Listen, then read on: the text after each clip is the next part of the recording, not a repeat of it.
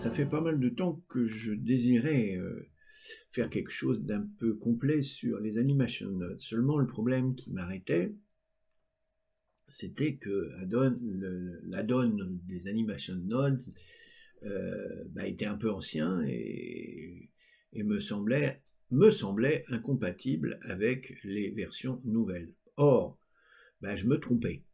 Parce que, en réalité, il suffit de se renseigner un petit peu sur la version de Python qui compile le Blender d'une certaine version. Par exemple, ici, vous voyez, je suis en 4.0. Comment je fais pour aller chercher la version compile? Pourquoi la version qui compile? Tout simplement parce que si on va sur Internet et que l'on fait télécharger Animation Node pour Blender, voilà, eh bien on tombe donc sur le site, voilà, le site des Animation Nodes, voilà, et si je fais download, je vais avoir ceci qui apparaît, et on voit que selon la version de Python dont on dispose dans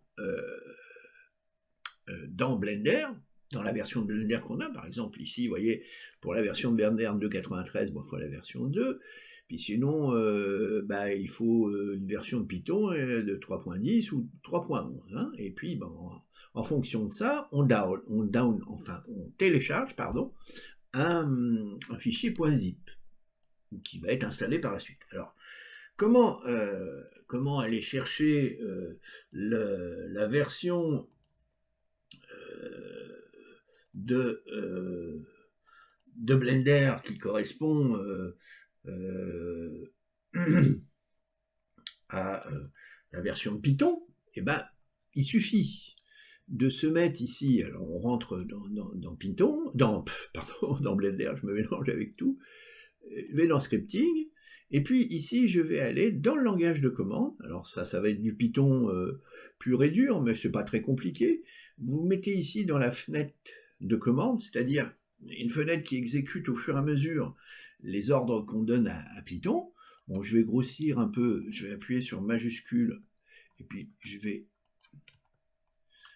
tiens, ça marche pas, contrôle peut-être. Ah oui, c'est contrôle, et puis on fait marcher la roulette pour grandir la police de caractère. Et puis, je vais envoyer des ordres en direct à Blender pour que je vois la version de Python dont je dispose, enfin qui a permis de compiler les parties de Blender. Alors, d'abord je fais import .6 qui veut dire que j'importe un module système, le module système, et puis ensuite je vais simplement faire print sys.version _info. Voilà, pour obtenir... Ah, sys, hein, j'ai pas su... sys, voilà. Hop. Et là, vous voyez que j'ai tout un truc comme ça qui apparaît, qui est difficile à comprendre. Alors, il y a plus simple, il suffit de faire print. Alors, en réalité, on les a. Hein. Le major, c'est 3.10.13, mais là, c'est pas très lisible. Il suffit de remplacer par print sys.version. Voilà. Et là, alors, j'ai pas print sys. Pourquoi j'ai ma souris qui se met pas. Voilà. Ma souris n'était pas dans la fenêtre sys.version. Et là, vous avez la version 3.10.13. Donc, si je regarde par rapport à Internet, je vais aller ici et je vais faire, parce que je suis sur Windows, ça doit être pareil, ça doit correspondre aussi à des trucs comme ça sous Linux. Enfin, moi, je vous parle de Windows. Download, ici, 3.10. Alors, qu'est-ce que je récupère ? Je récupère un .zip que je vais installer en add-on sur Blender. Et ceci d'une manière définitive pour la version que j'ai. Alors pour ça, je vais ici, dans... faut que je remette ici les choses un peu à leur place. Hein. Si votre menu est poussé vers la gauche, vous mettez dedans et puis vous faites jouer la roulette. Hein, et la roulette va vous déplacer le menu. Et là, vous allez dans Edit, vous faites Préférences, vous cliquez sur Add-on, vous faites Install, et puis vous allez aller dans votre dossier où vous avez téléchargé le .zip, hein, et bien le voilà par exemple. Alors moi je ne vais pas le faire, hein, et puis vous cochez ça et vous faites Install Add-on. Et à ce moment-là, qu'est-ce qui se passe? Eh bien, je vais faire Escape moi, hein, parce que je l'ai fait. Vous allez avoir dans la liste qui est là, l'add-on que vous cherchez, et vous allez chercher ce fameux node, Animation Node. Alors il est quelque part, hein, il y a un moyen de le rechercher, alors je ne sais plus trop comment on fait là, je vais oublier, refresh, là par exemple, non je ne l'ai pas, attendez, install. Où est-ce qu'il est, Node? Bon, je vais aller à N. LMN. Voilà, Node Animation, Node, vous cochez, d'accord? Et puis là, il y a un petit avertissement qui vous dit que c'est expérimental, mais ça veut dire qu'il est actif et vous vérifiez que vous avez bien, soit vous save les préférences si auto-save préférence n'est pas coché, puis si auto-save est préférence. Ça y est. Bon. Alors maintenant, le problème, c'est de comment s'en servir. Eh bien, on revient ici en espace de travail normal. C'est assez simple de l'utiliser. Vous allez voir, je coupe par exemple, vous pouvez faire beaucoup mieux, mais vous coupez la fenêtre principale en deux, puis vous allez ici sur l'icône de type, et puis vous voyez, vous avez Animation Node, et là, on va rentrer dans les détails de l'utilisation par rapport à un objet donné de ces Animation Nodes. Donc vous voyez, ça peut marcher avec une autre version de Blender, une version plus récente. Hein. C'est ça qui est intéressant à savoir. Voilà.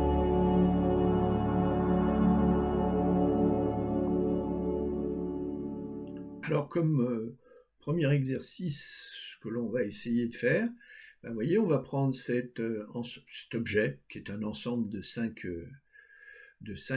cubes séparés, et puis on va essayer de l'animer de la manière suivante. Vous allez voir, voilà, hop, chaque petit cube monte séparément en fonction de l'écoulement de la timeline. Voilà. Alors c'est pas très compliqué, mais ça va nous permettre de prendre contact avec les premières notions des animation nodes.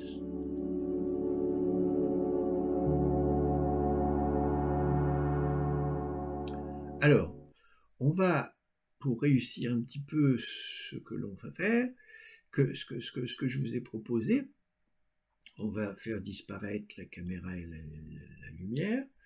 On va prendre notre cube, on va séparer notre fenêtre en deux parties, horizontal split.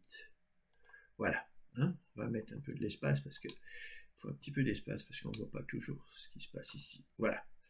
Alors, on va ici créer la fenêtre d'animation nodes. Voilà. Alors, vous vérifiez ici que votre moteur, alors votre moteur il est à 0 tant qu'on n'a pas créé de node ici, mais pour le node tree, on vérifie que auto-exécution est coché, que always est décoché et que send changed est coché, c'est-à-dire que ces quatre-là aussi le sont. Bon. Alors, notre but, dans un premier temps, ça va être de créer des petits cubes les uns à côté des autres. Pour ça, on va utiliser le positionnement des objets par l'intermédiaire d'un outil mathématique qui est très, très utilisé chez les géométries de nodes, c'est-à-dire les matrices. Les matrices, c'est des tableaux 3-3, hein, c'est-à-dire x, y, z sur l'axe des x et verticalement et horizontalement, qui donne les coordonnées des positions des points. Je ne vais pas rentrer dans les détails du calcul matriciel, hein, mais en gros c'est ça, ça donne les coordonnées, les positionnements des points sous la forme d'un tableau. Ça permet aussi de faire des transformations, c'est-à-dire des translations, des changements d'échelle, des rotations, et ainsi de suite. D'accord? Bon, alors, pour utiliser ces matrices, il faut ici, je veux les distribuer, moi, suivant disons, une droite. Donc, c'est une distribution linéaire. Donc, il me faut un outil. Alors, pour ça, vous avez soit le menu Add, et puis vous allez dans les menus correspondants, soit pour obtenir le même menu, vous faites Shift A, j'aime bien manipuler ça parce qu'il est bien à l'endroit où je veux. Alors Matrix, par exemple, je vais prendre ça, matrice, et je vais faire Distribute. Alors Distribute Matrix, qu'est-ce qu'il fait? Eh bien, il distribue des matrices correspondant à des points d'une topologie qui est définie ici. Par exemple, ici, c'est une grille, c'est-à-dire un plan avec, par exemple, 3 divisions sur l'axe des x, 3 divisions sur l'axe des y, et une division sur l'axe des z, c'est-à-dire un plan. De largeur 5, de longueur 5 et de hauteur 5. Alors, moi, je vais faire quelque chose de linéaire. Donc, il me faut un compteur. Ici, je vais faire 5 positions, size 4. L'espacement sur l'axe des x, selon l'axe des x. Donc, en gros, c'est selon cet axe-là, hein, théoriquement. Bon, alors, maintenant, il faut que je mette ce qu'on appelle des instances, c'est-à-dire des copies du cube qui est là, sur ces positions-là. Alors, pour ça, il me faut un outil, un node, qui va être un instanceur d'objets. Donc, ici, je vais dans Objet, je vais sur la dernière, l'avant-dernière, qui est Instancer. Et puis, je vais aller chercher cube, soit dans la liste qu'il a en cliquant dedans, vous voyez, il y a cube, soit, autre méthode, je prends la pipette et je vais chercher le cube. Et enfin, dernière méthode, quand le cube est sélectionné dans le panneau 3D View, je peux appuyer ici, boum, j'ai mon instance. D'accord? Enfin, j'ai le modèle de mon instance. Alors maintenant, comment je vais créer ces instances? Eh bien, je vais prendre mes matrices et je vais dire, voilà, je veux mettre ces cubes sur la position de mes instances. Bien, bien entendu, me demande la longueur de la liste des matrices qui est là. Alors, on peut voir hein, les matrices. Si vous voulez voir un petit peu, si vous êtes un peu curieux de voir les matrices, vous allez ici sur Viewer, d'accord? Et si vous regardez un petit peu, voilà, vous avez la liste de vos 5 matrices qui sont là, d'accord, avec la position de chacun des petits. Alors là, ils sont tous confondus parce que je les ai tous créés en un point. Toutes les instances sont créées au même point. Bon, X. Alors, maintenant, comment je vais faire pour essayer de montrer le reste? Eh bien, je vais prendre un autre node qui s'appelle un objet matrice output qui est sorti des matrices avec leur instance. Donc ici, matrice objet, matrice output, voilà, et je vais mettre les objets là. D'accord? Vous me direz, je ne vois rien pour l'instant. C'est un peu normal parce qu'il faut que je les déplace, hein, parce qu'elles sont toutes empilées les unes sur les autres. Elles sont toutes en même position. Hein. Alors, je vais essayer. C'est pas très facile, hein, j'ai pas beaucoup de place. Je vais faire, dans un premier temps, je vais faire un transform. C'est-à-dire, je vais déplacer. Je vais faire, comment on pourrait dire, un déplacement de chacun des cubes, d'accord, vers le haut. Shift A, donc je vais faire matrice offset, d'accord. Alors le matrice offset, lui, comporte soit l'allocation, enfin soit la position, la rotation, le scale. Donc je vais me servir ici de l'allocation, d'accord. et je vais dire, tu vas tout me décaler de 5 vers le haut. D'accord? Comme ça, quand je vais prendre les matrices qui sont là, et que je vais lui appliquer ça, elle va me décaler tout vers le haut. Vous voyez, alors là, tout est un peu confondu, mais c'est pas grave. Je vais diminuer la taille des matrices, des cubes pour les voir, hein, parce que là, ils sont un peu gros. Donc, je vais utiliser le même outil, Shift D, hein, on peut recommencer, mais au lieu de le mettre en location, je vais le mettre en scale, en changement d'échelle. Donc, je vais mettre là, d'accord, avant, hein, et je vais dire, bah, tu vas mettre, par exemple, mes petits cubes à 0.4. Et à ce moment-là, vous voyez que mes petits cubes, ils ont changé. Donc, vous voyez comment cet offset matrix, il peut travailler, soit on pourrait même mettre des rotations, faire tout un tas de choses, d'accord? Voilà. Donc, je n'ai plus besoin de l'original qui se suit là, donc je vais le cacher. Voilà. Et il me reste, j'ai ma petite collection qui est là. Alors maintenant, vous allez me dire comment je vais faire pour les faire tomber comme je l'ai montré, ou les faire monter, comme je l'ai montré, pardon, dans l'intro. Et bien pour ça, alors je vais essayer quand même de réduire la taille des choses. Voilà. Je vais utiliser un nœud qui est fantastique, qui est le nœud Delayed Fall-Off. Alors Fall-Off, ça veut dire atténuation. Delay, ça veut dire moduler l'atténuation. Et moduler par quoi? Par le défilement du pointeur de frame, c'est-à-dire de la barre des frames. Alors, donc première idée, Shift A, je vais chercher ce fameux delay. Alors, il est dans Fall-Off, il est tout en haut, là, voilà. Et lui, il comporte quoi? Il comporte déjà plusieurs choses. Je vais essayer de m'approcher. Vous voyez, le time, c'est-à-dire le timer qui va lancer chacune des petites exécutions, parce qu'en gros, il séquence la liste à laquelle il va être coché, il va être connecté, ici, il va se connecter ici, il séquence l'exécution du fall-off, hein, l'atténuation est séquencée, si j'ose dire, en petit instant d'exécution, c'est-à-dire il lance un bip, pof, c'est la première qui est exécutée, et puis après il relance un bip et ainsi de suite, et un troisième et ainsi de suite. Et entre chaque, il y a une durée de 20 millisecondes, je crois. Alors, comment on va connecter tout ça? On va connecter ici comment s'appelle, le fall-off au fall-off. Toc. Alors vous avez vu, tout est redescendu. Je vais mettre à 0, hein, je préfère mettre à 0 ici, jusqu'à 250 frames, c'est plus logique, hein, parce que sinon ça commence à 1. Et puis je vais utiliser le time info, Shift A. Alors le time info, c'est tout simplement le numéro de la frame qui est en cours. Et je vais le connecter ici comme time.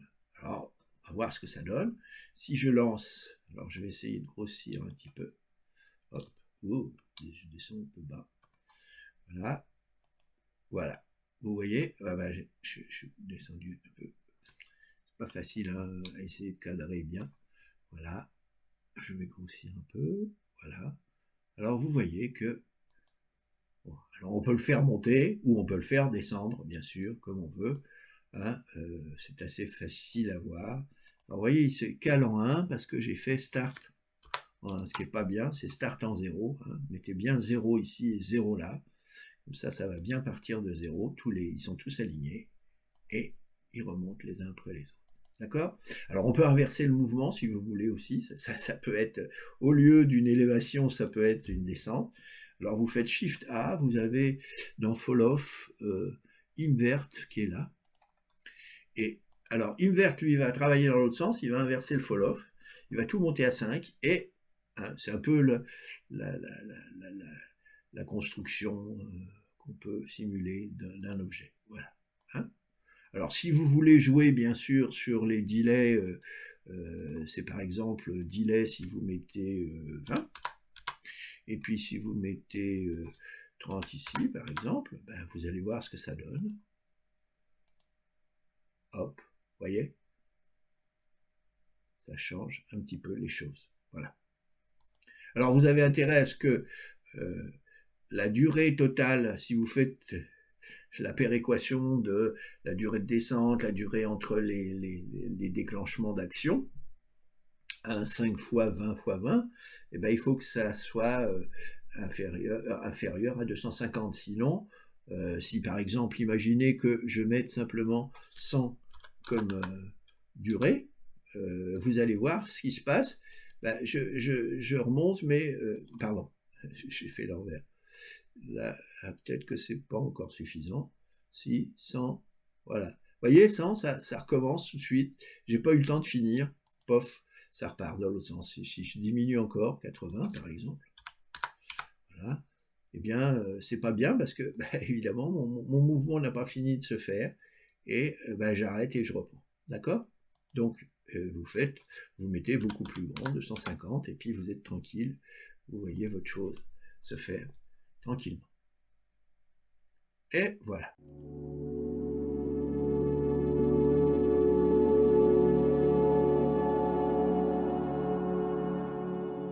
Alors, il y a une deuxième méthode pour le même objectif que je tenais à vous proposer. Pour ceux qui n'aiment pas du tout les matrices pour représenter les objets, ben, on peut utiliser les vecteurs traditionnels, les vecteurs 3D.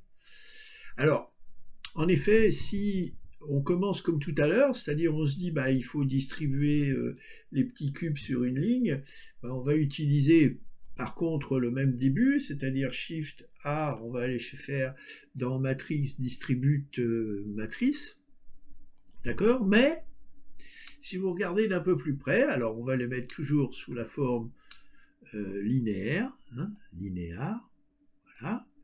On va rien changer du reste, 5, oh, peut-être, on verra la taille tout à l'heure, justement c'est intéressant parce que ça nous montrera quelque chose de supplémentaire. Voilà. Alors, bien, on peut essayer de voir ce qu'on peut faire, non pas avec la sortie matrice, mais avec la sortie vecteur. Alors, d'abord, on va avoir le même problème d'instanciation, ça n'a pas changé, donc on va chercher objet instanceur, voilà, boum, on va faire matrice, non, pardon, oui, si, matrice,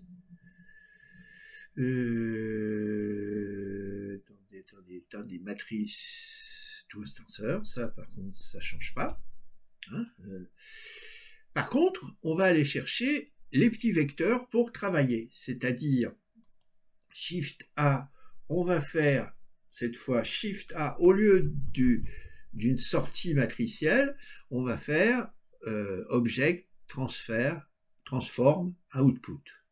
Hein, ça, cette fois, c'est une sortie plus traditionnelle de vecteur. Alors, on va voir un petit peu ensemble Shift A, la différence par rapport à tout à l'heure. Si je mets dans le viewer, regardez les objets ici tels que je les récupère en vecteur. Vous voyez, vous avez la coordonnée hein, de tous les objets. Bon, là, ils sont tous au même endroit, mais en gros, ça devrait marcher. Donc, X, on va faire maintenant, on va mettre X, Y, Z, c'est-à-dire on va faire une location en X, Y, Z de tout le monde. Et puis on va prendre les objets et puis bah, on va essayer déjà de les faire apparaître. Alors pour ça, bah, je vais tirer. Ah bah oui, j'ai pas mis, j'ai pas été chercher les cubes, pardon.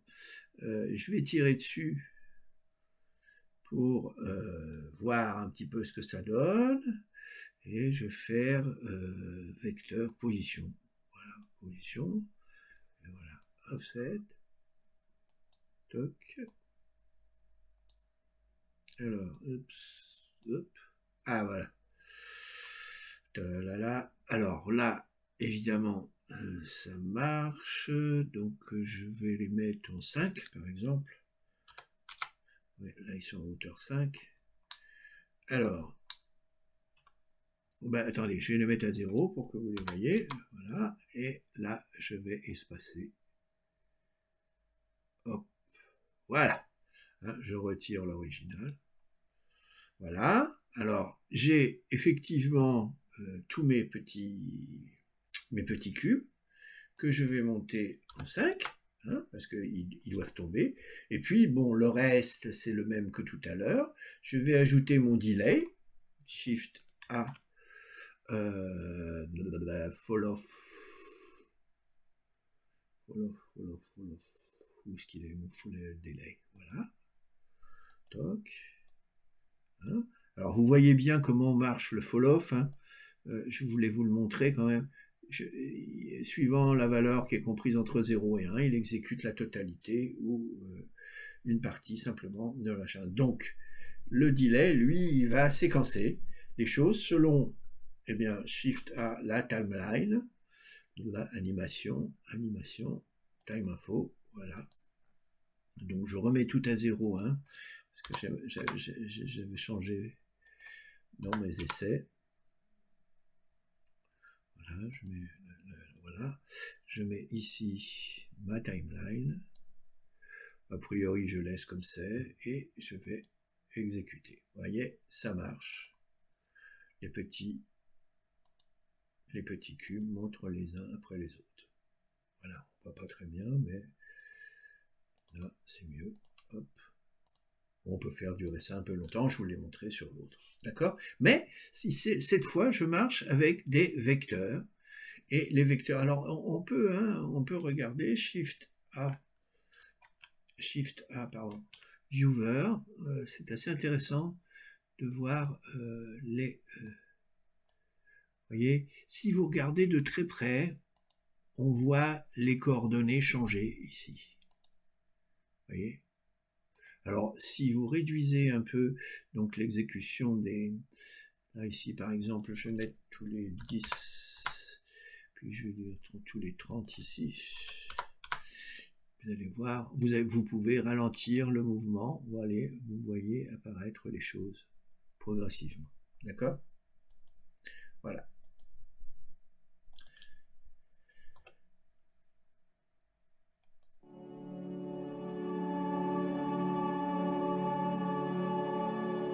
Alors, voilà un exercice que on va essayer de faire. Vous voyez, vous avez un texte qui est un peu, bon, qui est mon logo en gros, hein, mais il est dans le désordre et on va utiliser l'animation pour le faire avancer vers nous sur le plan frontal. Hein. Bon, là, c'est pas très bien centré, c'est pas grave. Voilà. En gros, c'est ça.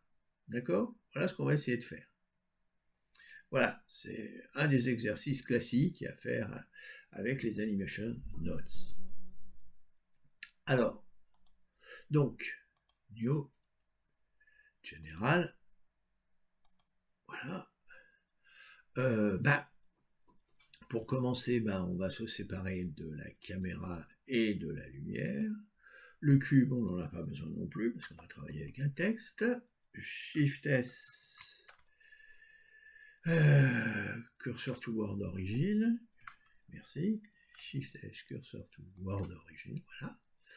Et puis, on va ajouter un texte, d'accord? Alors, Shift A, on va mettre un format un petit peu, texte, alors voilà, hop, on va approcher, on va se mettre en mode Edit, A, RX 80, pardon. Non, je vais taper directement le texte, donc je vais faire Al Loose, mon logo. Et puis, je vais mettre en mode objet, et puis je vais faire RX 90, comme ceci. Alors, je vais faire quelques améliorations, je vais le centrer, hein, donc là, vous voyez, il est comme ça. Je vais le centrer, donc je vais ici dans le tableau des properties, je sélectionne ici les properties, les datas du texte. Alors, ici, je vais mettre centré. Boum, voilà. Et puis, je vais faire un petit peu d'offset, légèrement. Ah, pardon. Donc, c'est pas cet offset-là que je voulais. Géométrie, oui, c'est pas ça. Voilà, géométrie. Pardon. Offset légèrement ici. Un petit peu. Ouais, 0,2, c'est pas mal. Et puis, de l'extrude aussi. Un petit peu comme ça. Voilà, là, c'est bien. Du bevel, un petit peu aussi, tout petit. Hop, le trou. 0,02. 0. Ouais, c'est pas mal. 2, voilà, c'est bien. Voilà. Donc, voilà à peu près mon texte. Alors, maintenant, ce que je vais essayer de faire, bah, c'est de me mettre en animation none. Donc, je vais mettre en vue comme ça, en vue de face, horizontal split, bloom. Voilà. C'est pas trop joli ici. Voilà. On va se mettre un petit peu comme ça. Bon. Animation nodes. Bon. Alors, maintenant, bah, on va faire un new, puisqu'on veut une nouvelle arborescente. On va contrôler que, effectivement, je suis bien sûr uniquement send changed et que always n'est pas actif. Et puis, je vais commencer. Alors, comment je vais faire? Bah, je vais déjà essayer de récupérer les lettres une par une dans leur position actuelle pour pouvoir les faire pivoter comme je l'ai montré au début sur l'animation. Alors pour ça, il y a un outil qui est bien, qui est Shift A. Alors je ne sais plus où il est par contre. Separate text. Bon, je vais separate. Separate text. Objet. Objet. Separate. Voilà. Voilà, le voilà. Ah, il est dans l'objet d'ailleurs. Alors, bah, lequel de texte je veux? Bah, je veux celui-là. Donc, soit je vais chercher dans la barre, soit je clique et j'ai texte. Hein, ici, c'est celui-là. Hein, c'est mon texte. Pour vous montrer que ça marche. Là, c'est effectivement mon texte que je veux. Voilà. D'accord? Bon. Alors, maintenant que j'ai ça, je vais ici... je vais pas toucher trop à ça. On verra que ça, c'est très important, le update. Hein. Ça permet de mettre à jour les positions des objets. Justement, on va essayer de les récupérer, ces positions. Et bien, pour ça, on va utiliser un outil spécial qui est l'IDK. Alors, Object IDK, je ne sais plus où il est. IDK, voilà. Hop, le voilà. Et lui, je vais prendre, et lui, il va me récupérer mes objets, mais je ne vais pas le mettre sur chose IDK, je vais le mettre sur Initial Transform, c'est-à-dire sur leur position initiale. C'est-à-dire, ça c'est très important, parce que c'est là que je vais avoir l'allocation, ce dont j'ai besoin pour les faire tourner. Alors maintenant, bon, il me faut une sortie quand même, une sortie pour tout ce que je vais faire. Donc, je vais faire Shift A. Je vais me mettre en matrice output. Matrice. Oh, où est-ce qu'elle est? Je ne sais plus où est-ce qu'elle est. Object matrice output. Pardon. Object matrice output. Voilà, là voilà. D'accord? Et c'est ça que je voudrais sortir. D'accord? Voilà. Bon. Alors maintenant, il faut que je fasse des transformations pour arriver à ces pivotements dont j'ai parlé au début. Alors première chose, il faut déjà les déplacer, c'est-à-dire il faut les mettre en une position pour qu'ils viennent vers nous, d'accord? Ou du moins qu'ils s'éloignent, on inversera le mouvement après. Bon, alors pour ça, on va utiliser ce que je vous ai un peu fait étudier dans le précédemment, qui sont les offset matrix, c'est-à-dire tout ce qui va faire les déplacements sous forme matricielle. Alors le premier, c'est location. On va mettre sur l'axe des Y, hein, on va mettre en arrière sur l'axe des Y de 10 par exemple, assez loin pour qu'ils viennent vers nous, hein, d'accord? Et puis bon, alors là, matrice, d'accord? Loc, donc c'est bon. Ça c'est le premier mouvement qui doit, hop, nous donner ça, d'accord? Alors pour l'instant, il n'y a rien qui se passe. On va voir comment on va s'arranger. Alors, deuxième chose qui va être intéressante, c'est de les faire tourner. Alors pour ça, on va faire Shift A, un autre offset matrice. J'aurais pu dupliquer, offset matrice offset. Non, c'est matrice offset, pardon. Matrice offset. Là, cette fois, je vais les mettre en rotation, d'accord? Et voilà, je vais essayer de faire tourner les différents éléments. Alors comment je vais faire? Première idée, déjà, je vais utiliser la barre d'animation pour lancer le delay fall-off, quoi. Voilà. Alors, Shift A, je vais chercher l'animation. Où est-ce qu'elle est? La timeline. Voilà, timeline. Alors, je vais m'occuper des locations. Je vais faire un delay, c'est-à-dire que je vais ne pas exécuter tout d'un coup, mais je vais faire lettre par lettre, si j'ose dire. Donc, où est-ce qu'est delay, fall-off? J'ai perdu mes fall-off. Ah voilà, delay. Voilà. Hop. Bon, je vais mettre 20-30 pour l'instant. Comme delay fall-off, on verra après, je réglerai en fonction des besoins. La valeur là, non, c'est pas 20 là, sur le time, c'est 20 ici, 20 là, et 30 sur la duration. Sur la durée, pardon.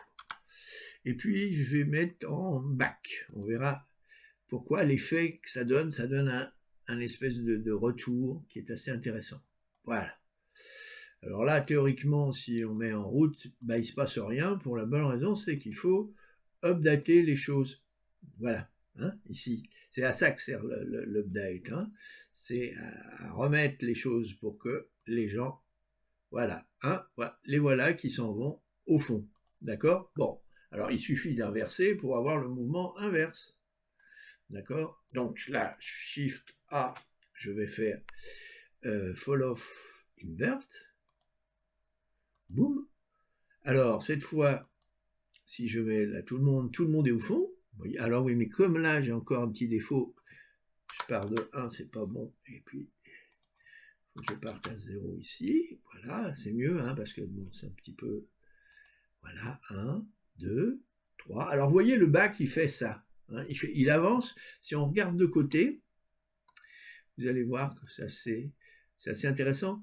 Le fait de faire back ici, si je faisais uniquement un quadratique classique, hein, par exemple, vous allez voir la différence. Ils arrivent comme ça et ils se posent. Tandis que si j'ajoute ce fameux back là, ce delay là, eh bien, hop, ils dépassent un petit peu la position et ils reviennent en position initiale. Alors vous me direz, c'est bien beau, mais j'ai pas la rotation. Eh ben, la rotation va faire la même chose, le même travail, avec un autre time info pour que ça soit un peu... On va voir que ça va désynchroniser un petit peu. Shift D, ben, je vais faire un time info ici. Je vais faire aussi un delay fall-off, à peu près avec les mêmes paramètres. Hein. Donc Shift D. Mais cette fois pas en back, je vais le faire en quadratique. D'accord? Quadratique, comme ceci. Donc là, boum, ici. Et puis, bon, par exemple, je vais voir ce que ça donne si je mets ça ici. Alors regardons un petit peu ensemble. Là, il n'y a rien qui se passe, c'est normal parce que j'ai pas mis d'angle. D'accord? Il faut mettre de l'angle. Alors si je mets simplement un angle, ici par exemple, un angle de 30, je sais pas moi, faire un angle de 40, de 50 degrés, voilà. Qu'est-ce qui se passe? Ben, vous voyez, ils pivotent, mais ils arrivent pivoter, c'est tout. Alors c'est pas ça que je veux. Ce que je veux, moi, c'est qu'ils tournent comme des fous, donc 360 degrés déjà. Bon, alors on va essayer 360 degrés tout seul. Alors on va lancer. Ouais. Enfin, c'est un peu tous la même chose. Hein, alors pour ça, il y a quelque chose qui est très intéressant. On va utiliser un outil de rotation aléatoire. Alors pour ça, on va faire Shift A. Alors je crois qu'il est dans les rotations. Random Euler, voilà. Le voilà. Alors Random Euler, il me donne un seed. Bon, le seed, je vais le laisser. Par contre, ici, vous voyez, je vais créer une liste de plusieurs pour qu'ils soient distincts pour chacun des lettres. Et puis, je vais faire un scale, c'est-à-dire un changement d'échelle de 25. Hein? Alors, ici, si je fais ça et que je branche ça sur Rotation, on va voir ce que ça donne. Alors, hop. Ah, vous voyez, hop. Alors vous me direz, ils arrivent un peu dans le désordre, c'est pas grave. Ce qui m'intéresserait, c'est l'inverse, c'est qu'ils partent un peu comme ça et puis qu'ils arrivent dans l'ordre. Donc il me suffit de faire Shift A inverse, delay, follow, delay, invert. Voilà, je vais mettre là, vous voyez? Oh, bah alors, c'est pas beau là. Toc. Rotation. Ah non, c'est si je le mets sur ce qu'il faut pas. Rotation, voilà. J'ai fait le fall-off, c'est sur le fall-off qu'il faut mettre l'invert. Alors regardez ce qui se passe là maintenant. Alors ils sont un peu là-bas dans tous les sens, et boum, boum, boum, boum. D'accord? Voilà. Voilà l'idée générale de faire ces... Alors après, c'est des petits réglages pour avoir ce que vous voulez exactement, comme rotation, comme vitesse, et ainsi de suite. Hein? Voilà. Alors un autre point, ça serait avoir de la couleur, hein, parce que ici, j'ai que dalle comme couleur. D'accord? Alors, comment faire? Eh ben, on va essayer, et ça génère un peu une pétouille parfois, si on se débrouille pas très bien. Alors pour ça, on va faire réapparaître notre texte initial, qui est mon texte ici, hein, que j'avais caché, d'accord? Alors, je crois que je l'ai caché aussi ici. Non, je ne l'ai pas caché là. Alors, je vais le prendre, hein, au lieu de prendre chaque instance, eh bien, je vais aller ici et je vais créer sur cet objet. Donc mon texte, je vais le faire réapparaître. Si je peux, ça serait bien. Voilà. Je le fais réapparaître. Là, voilà, je le sélectionne. Vous voyez, il est en surimpression là. Et je vais y mettre une couleur à lui. Hop. Bon, je vais mettre une couleur simple. Hein. Un bleu, par exemple. Voilà. Et puis, alors, roughness, je vais pas en mettre du tout, comme ça fera un peu un aspect métallique. Voilà. Je vais mettre une lampe aussi, voilà, pour qu'on le voit. Hein. Je vais me mettre en cycles, je suis pas du bon côté. Bon, c'est pas grave. Je vais mettre ma lampe du bon côté, je sais pas où elle est. La lampe, light, la voilà. Elle est là, je vais la ramener devant. Je vais prendre ici. Donc, G, Y, hop. Je vais la ramener devant. Ici, je vais approcher, puis je vais lui donner un petit peu plus d'intensité quand même, parce que là, je ne la vois pas beaucoup. 2000, Voilà, par exemple. Hein. Bon, c'est pas, vous pouvez faire mieux au point de vue affichage. Bon. Alors maintenant que vous avez ça, on peut cacher. Alors, j'ai mis de la couleur. Attendez, je reviens sur l'objet mon texte. Use none. Voilà. Alors, la couleur, je vais faire update. Voilà. Et je vais regarder. J'ai pas de couleur. Ah bah non. Voilà. D'accord. J'ai oublié de choisir la couleur. Voilà. Bon, maintenant que j'ai ça, mon texte, je peux le cacher. D'accord. Et alors, je vais regarder ce que ça donne quand je lance. Retour. Hop. Vous voyez. Ben voilà. Vous avez vos textes qui arrivent tout doucement. Hein. Bon, je vais me mettre un peu plus en vue caméra.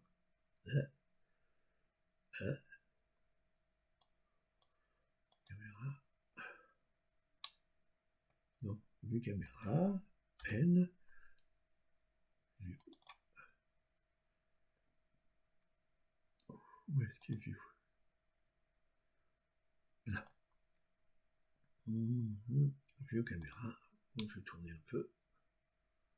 Voilà, pour que j'ai un peu l'arrivée là.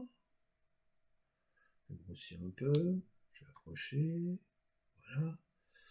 Voilà, bon, je pourrais aussi, j'aurais pu écarter, mais bon, bref. Je reviens là, et voilà votre idée. Al, loose. Voilà.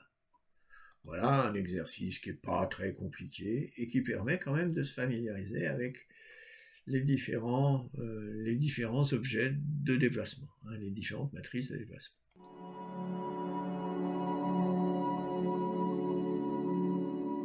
Alors, quelques points sur la représentation matricielle des différentes transformations, translations, rotations et ainsi de suite. Alors, je me suis trompé, bien sûr, je l'ai corrigé en commentaire. C'est pas des matrices 3-3, c'est des matrices 4-4. Hein. C'est des matrices 4-4, c'est-à-dire des... Alors, bon, elles utilisent ce qu'on appelle les coordonnées homogènes des vecteurs. Alors, donc ici, par exemple, vous avez x, y, z, qui sont les coordonnées traditionnelles auxquelles on ajoute 1. Et ça permet de faire des travaux très simples sur les matrices, en multipliant les matrices entre elles. Donc là, je donne un exemple. Par exemple, sur une translation de vecteurs A, B, C, donc j'ajoute 1 à la fin, comme s'il y avait une coordonnée supplémentaire, appliquée à un point P de coordonnées x, y, z, 1. D'accord ? Donc il faut s'habituer un petit peu à ça, mais c'est simplement quelque chose un peu formel. C'est ce qu'on appelle des coordonnées homogènes. Alors, pour multiplier donc une matrice 4-4 qui va désigner une translation, voilà par exemple ce qui va désigner une matrice de translation. Donc, vous voyez que la diagonale est 1. Et on repère que le vecteur de translation est sur le côté ici. Alors, si vous faites le produit de ces deux matrices, alors là, j'ai détaillé le produit dans ce premier exemple. Alors, comment fait-on un produit matriciel ? On fait première ligne, ce qu'on appelle première ligne, première colonne, c'est-à-dire on fait une fois x, d'accord, 0 fois y, 0 fois z et a fois 1, d'accord, ce qui donne x plus a pour la première coordonnée. Et puis on fait pareil, deuxième ligne, première colonne, donc 0 fois x, 1 fois y, 0 fois z et b fois 1, donc ce qui donne y plus b. Et puis pour la troisième coordonnée, on fait 0 fois x, donc toujours troisième ligne, première colonne. Donc première coordonnée ici, première coordonnée, 0x plus 0y plus 1 fois z plus c. D'accord ? Et on obtient z plus c. Et enfin, la dernière, 0 fois x, 0 fois y, 0 fois z et 1 fois 1. Et on obtient ceci. Donc vous voyez bien que d'un point de vue, pour ceux qui connaissent un peu les vecteurs, que vous avez augmenté le vecteur, l'abscisse x de A, de B pour y et de C pour Z. Hein. Donc vous avez fait bien une translation. Donc ça, c'est la représentation matricielle, hein, ce qu'on va rencontrer dans les animation nodes, des vecteurs. C'est-à-dire quand je cocherai position, hein, eh bien, j'aurai ce genre de choses. Maintenant, si je veux regarder comment marche une rotation d'angle A par rapport à l'axe des X appliqué à un point P de coordonnées x, y, z1, eh bien, je vais avoir la matrice suivante, hein, matrice 4, 4, hein, j'insiste, parce que bon, je me suis un petit peu égaré dans la première partie en disant 3, 3, mais c'était 4, 4. Alors, eh bien, vous voyez, je mets 1 ici sur la première coordonnée, et puis 0 sur les autres, et pour les autres, je mets une matrice traditionnelle de rotation sur cette zone-là. Et si je fais la multiplication, ben, vous voyez qu'ici, ben, je vais avoir 1 fois x, et puis 0 fois y, 0 fois z et 0 fois 1, donc x tout seul. Pour la deuxième ligne, je vais avoir 0 fois x, donc 0, y fois cosinus A, pardon, moins z sinus A.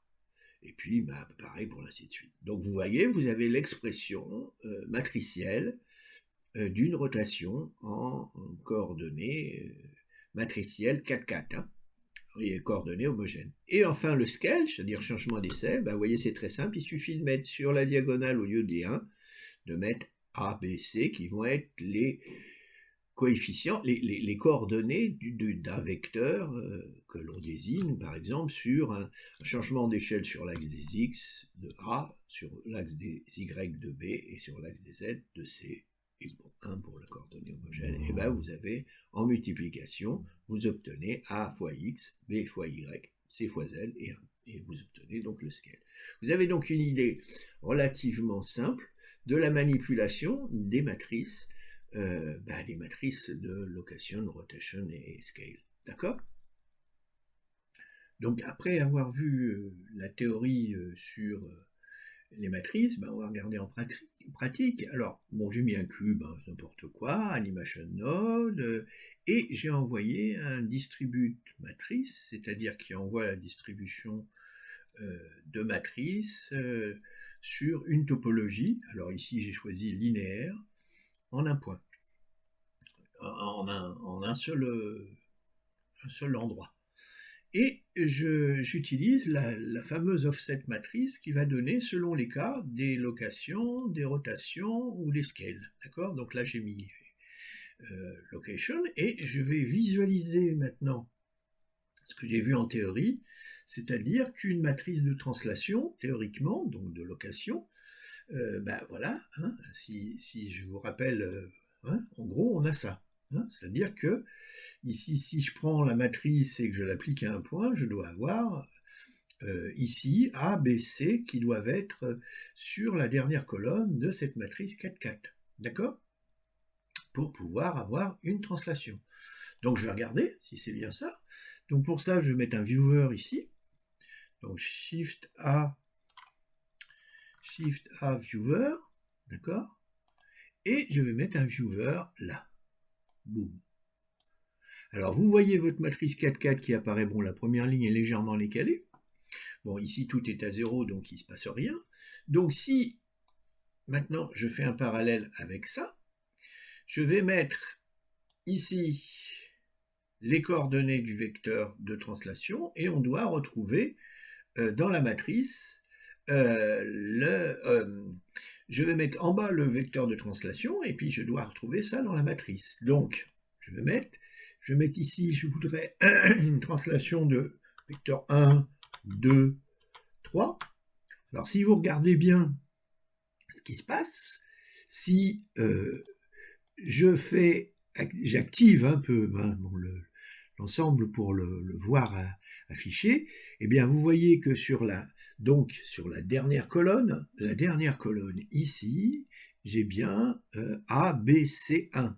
Donc ici, j'ai bien 1, 2, 3, hein, c'est-à-dire ce que j'ai mis ici, c'est-à-dire 1, 2, 3. Je peux mettre 2, 3, 4, par exemple, et bien je retrouve 2, 3, 4 sur la dernière. Donc voilà ma matrice de translation.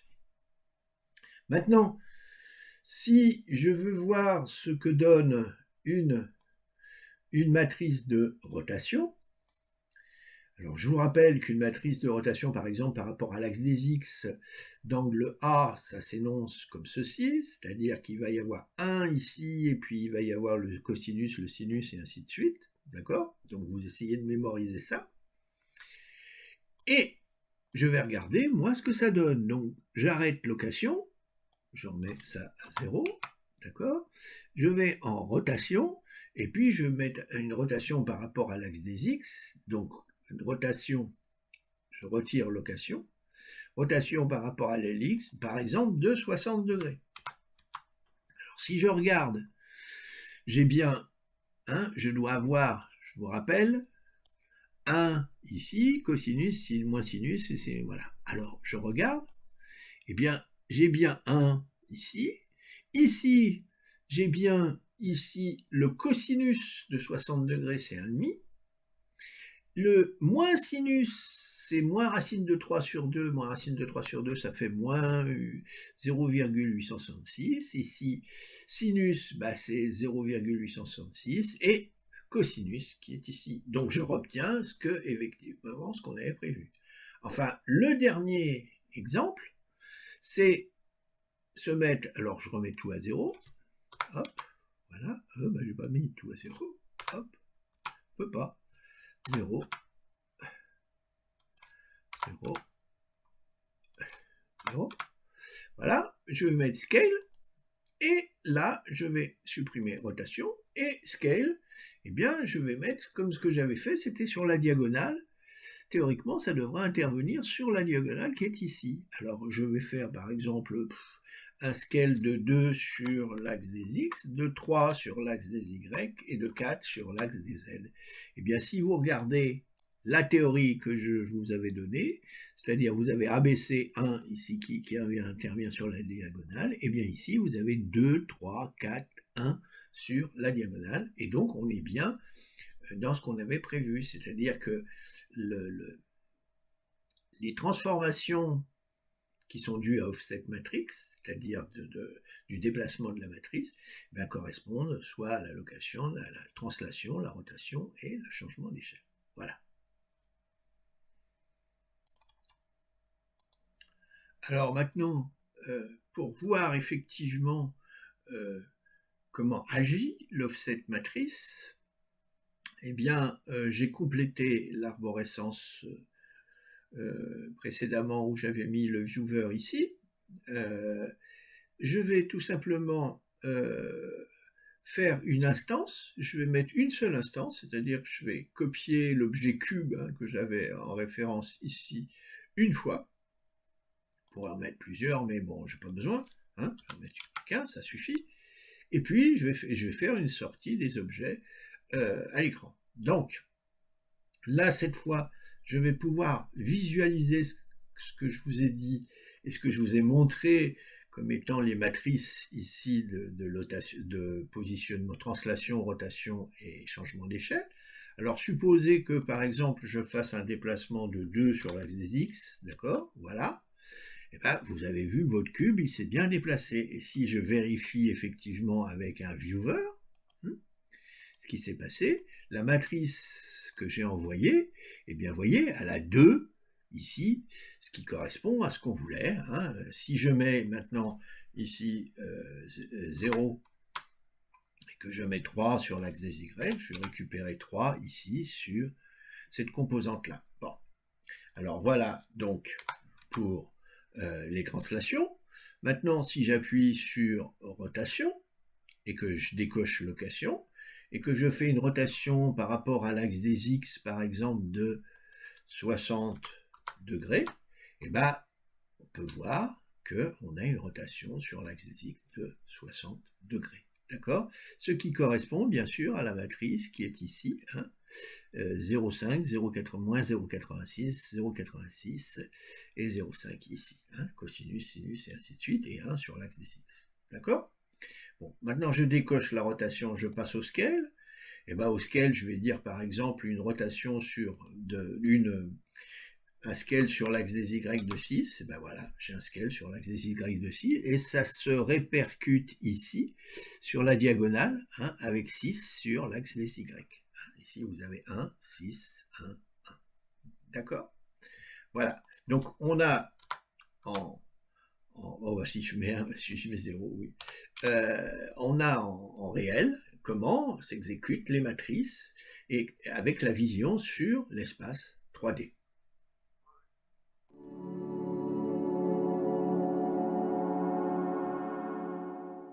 Alors, ici, j'ai fait un petit montage pour essayer d'expliquer en détail ce qui se passe pour le delay avec les paramètres delay et duration. Alors déjà, le plus simple, c'est la duration. C'est en gros, chaque cube va être exécuté par cette action-là. Enfin, on va exécuter cette action-là sur chaque cube pendant 20 frames. D'accord? C'est 20 frames l'unité. Donc, déjà, voilà ce que signifie duration. Delay, ça va être l'espacement pour la mise en route de chacun des cubes. C'est-à-dire, celui-là va se mettre à 0 frame, il va se mettre en route. Celui-là se mettra en route à la frame 35, celui-là à la frame 35 et 35, 70, et celui-là 35 plus 70, c'est-à-dire 105. D'accord? Alors, on va vérifier à la main. Regardez ce qui se passe. Voilà. Hein, le premier se met en route et son exécution de déplacement de 5 cases vers le haut dure 20. Hein, vous voyez, je suis à 20, ça se fait. Maintenant, on attend la frame 35. Regardez, 35, voilà. Et l'autre, à côté, va démarrer. Qui va durer pendant 20 frames. D'accord? Voilà, on y est, 55, il a atteint. Pendant ce temps-là, l'autre va démarrer à la frame 35 et 35, 70. Donc on attend la frame 70, là on va être à la frame 70 et l'autre va se décaler, vous voyez, et va monter de 20.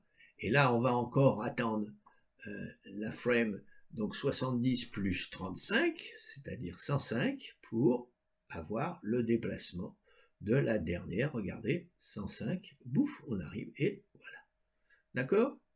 Voilà. Donc ça, c'est le numéro des frames, hein, les intervalles de frames qui vont être déclenchés pour chaque cube de l'exécution, et ça, c'est la durée de l'exécution du mouvement de déplacement de z égale 5 vers le haut pour chaque cube.